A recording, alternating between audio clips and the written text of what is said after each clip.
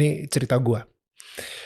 Gue dulu sempet kesel sama sebuah keadaan juga di mana kayak, wah kok gue tumbuh besar bukan dari keluarga yang seperti keluarganya si itu atau keluarga si itu.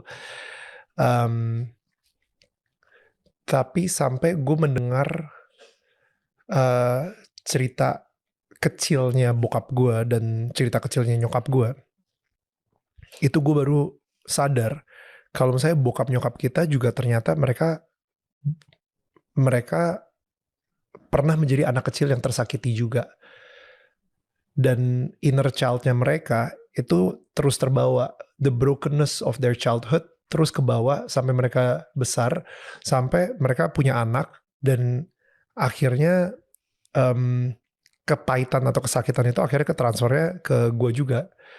Dan ketika gue menemukan Tuhan, itu gue kayak lagi dibersihkan dari kebencian dan kemarahan gue tersebut. So what I can do, pertama gue tiba-tiba punya perspektif yang baru tentang bokap dan nyokap gue. Mereka itu juga anak kecil yang pernah disakiti sama orang tuanya. Dan begitu juga dengan orang tuanya mereka gitu. Misalnya kakek nenek gue, mereka juga dulu pernah menjadi anak kecil yang pernah disakiti oleh orang tuanya mereka.